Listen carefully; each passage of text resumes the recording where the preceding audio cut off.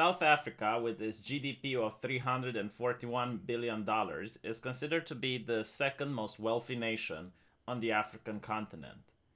It is not only rich in mineral resources such as gold and diamond, but it's also a tourist attraction, with major cities like Johannesburg and Cape Town offering a unique experience for travelers, with beautiful scenic routes to mountain ranges by the ocean. South Africa calls itself a democratic but one party dominant state, with the African National Congress currently holding power. According to the ANC own website, the ANC is a national liberation movement. It was formed in 1912 to unite the African people and spearhead the struggle for fundamental political, social, and economic change. For 10 decades, the ANC has led the struggle against racism and oppression, organizing mass resistance, mobilizing the international community, and taking up the armed struggle against apartheid. The ANC achieved a decisive democratic breakthrough in 1994 election, where it was given a firm mandate to negotiate a new democratic constitution for South Africa, and that new constitution was then adopted in 1996. So its aims and objectives is the creation of a united, non-racial, non-sexist, and democratic society, and this means the liberation of Africans in particular and black people in general from political economic bondage. It means uplifting the quality of all South Africans, especially the poor. And the struggle to achieve the objective is called the National Democratic Resolution. The policy of the African National Congress is that the people shall govern, all national groups shall have equal rights, the people shall share in the country's wealth, the land shall be shared amongst those who work it, all shall be equal before the law, all shall enjoy equal human rights, there shall be work and security. The doors of learning and culture shall be opened. There shall be houses, security, and comfort. There shall be peace and friendship. Now, the people who understand political philosophy will get a more of a communist vibe from three of these policies. The one regarding that people shall share in the country's wealth, that the land shall be shared among those who work it, and especially that there shall be houses, security, and comfort. And this is by no mere chance, as communism has strong ties within the history of South Africa. So in order to talk about that, we're going to have to talk about Nelson Mandela, which is the first president of the nation of South Africa. Now, he appeared in a response to the Nationals Party white-only government, which established apartheid. Apartheid was a system of racial segregation that privileged white people. And therefore the ANC committed themselves to overthrow the system. Now, Mandela was appointed president of the ANC's Transvaal branch. What's really interesting about Nelson Mandela is that he had an affinity for the good book. And I'm not talking about the Bible, I'm talking about the Communist Manifesto. He really enjoyed reading Marx.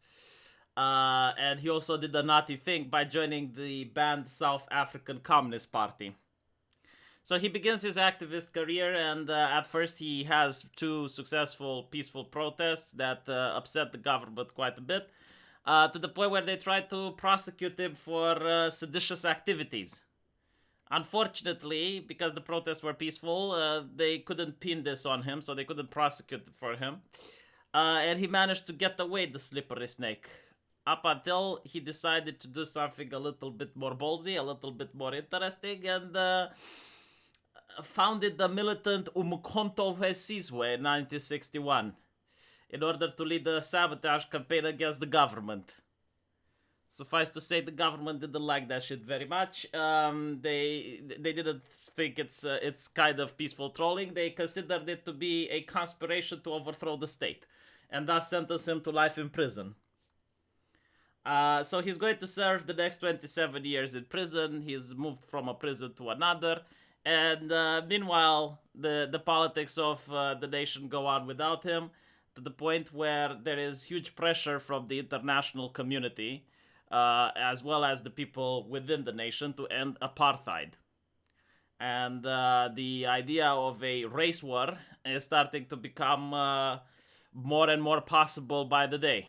So at the time, President F.W. de Klerk, which was a conservative and also a economic liberal, who led the National Party from 1989 to 1997, decided to unleash Mandela upon the world.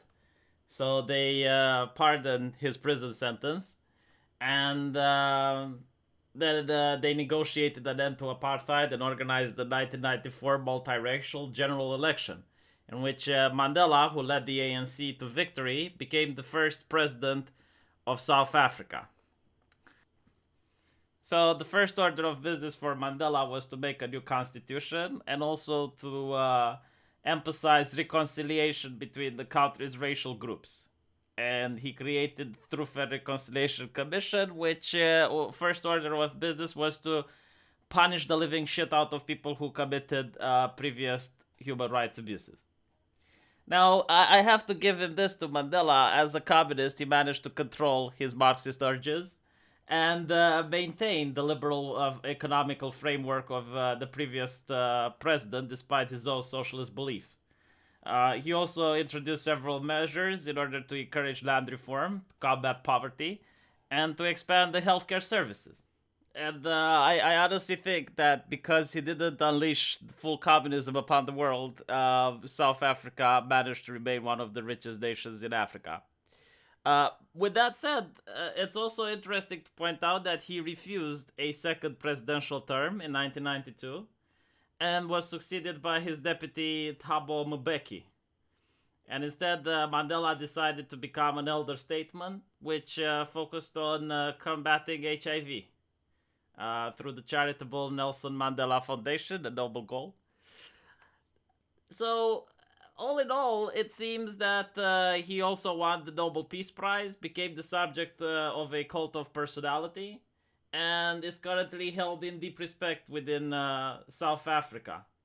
With that said, he is also a controversial figure, and was so for much of his life. Critics on the right denounced him as a communist terrorist, and the critics on the radical left deemed him too eager to negotiate and reconcile with apartheid supporters.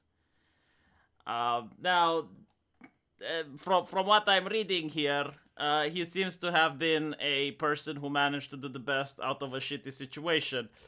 And I can understand why he is such a controversial figure, with some people despising him and other people venerating him, to the point where he has earned the nickname Father of the Nation. Another nickname is the Icon of Democracy and Social Justice.